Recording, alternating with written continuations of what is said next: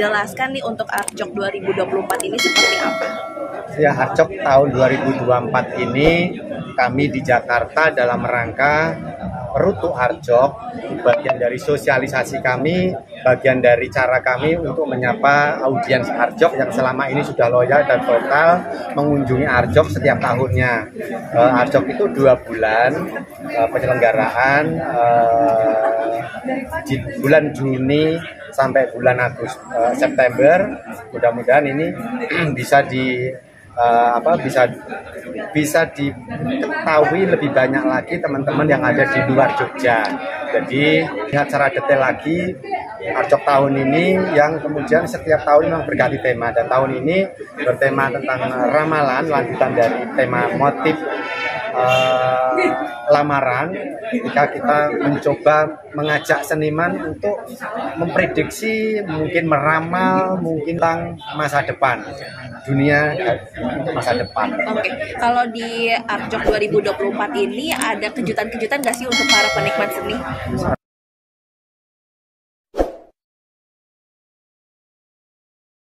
Ya, di setiap penyelenggaraan Arjok dari tahun 2008 kami memang punya konsen untuk membuat sesuatu yang baru.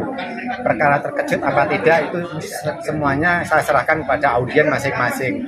Mencoba untuk memberikan kejutan baru atau sesuatu yang baru di dalam penyelenggaraannya. Baik itu secara tema, baik itu kemudian secara kemasan. Kita ingin mewujudkan sesuatu yang baru.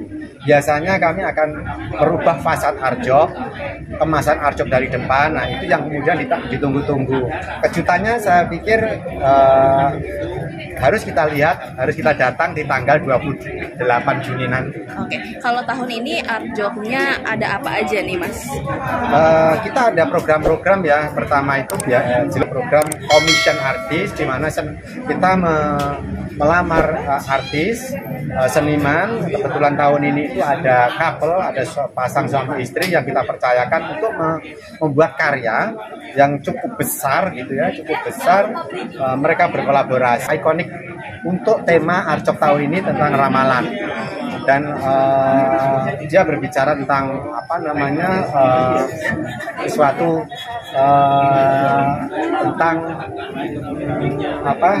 alam, meramal tentang alam, berpijak pada kearifan lokal. Jadi saya pikir saya tidak bisa bicara dari sini, nanti kita harus lihat tanggal 24.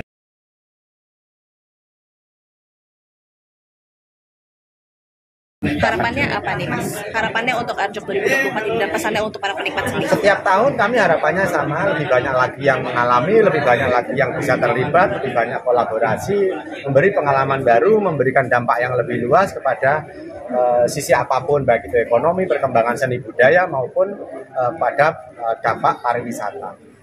Kalau boleh tahu berapa seniman yang ikutan di dalam pameran ini? Tahun ini sekitar 60 seniman, tapi yang terlibat itu bisa banyak lagi seniman, lebih dari 100 seniman yang terlibat.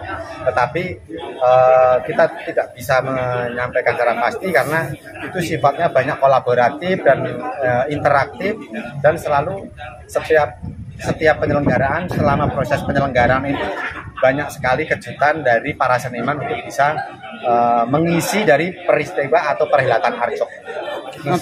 Mengenai inklusivitas ya, tadi kan sempat klaim bahwa akan menjalankan Arjok kedepannya lebih inklusif. Ini seinklusif apa? Maksudnya apa?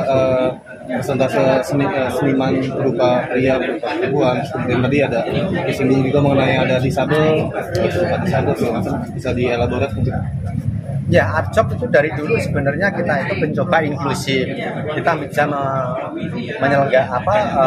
membuat program tentang kesetaraan bagi perempuan, gender, anak-anak, manula, disabilitas, dan lain-lain. Itu menjadi fokus utama di Arjok, di mana seni itu mestinya untuk semuanya, tidak membedakan apapun itu.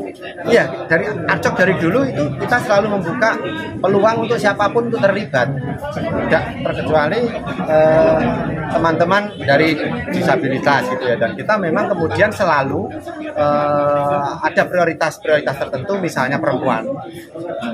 Kalau jumlah seniman laki-laki dengan perempuan itu mungkin banyak laki-laki, tapi di dalam penyelenggaraan ARJOK kita selalu mengutamakan seniman yang perempuan, dan mereka menyuarakan tentang perempuan ataupun dia bersuara tentang apapun.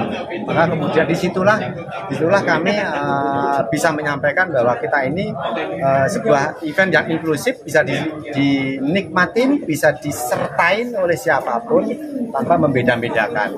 Secara fasilitas kami mempunyai keterbatasan, tetapi secara semangat dan secara program kami selalu membuka peluang-peluang itu untuk kesetaraan.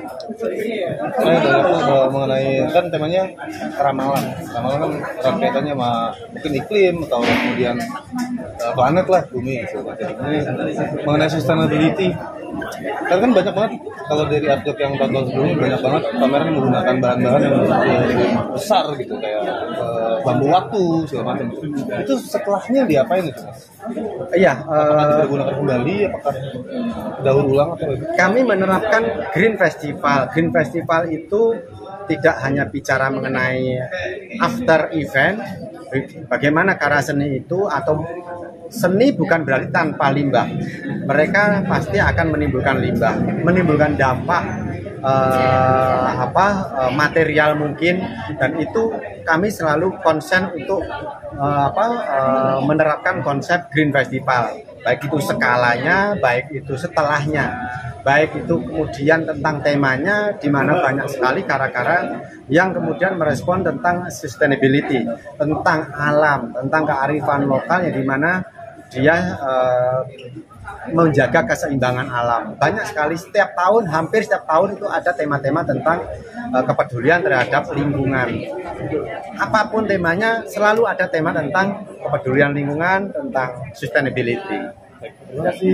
ARJOK itu selalu disertai dari berbagai macam daerah, Pak. Jadi bahkan dari luar negeri itu banyak sekali. Kita selalu mengundang, bahkan banyak sekali seniman yang dari luar itu untuk mendaftar, mengikuti open call untuk menjadi peserta ARJOK dalam setiap tahunnya. Pesertanya jelas ini internasional, dari mana-mana, itu dari Jakarta, dari Bandung, dari Ternate, dari Bali, dari Lombok, dari Padang, dari Semarang, dari Surabaya, dan dari Malang. Banyak sekali, dan juga dari negara-negara tetangga Asia maupun di Eropa. Setiap tahunnya kita ada data pesertanya itu dari mana-mana, maka kemudian ini bisa disebut memang event yang kemudian pesertanya dari internasional.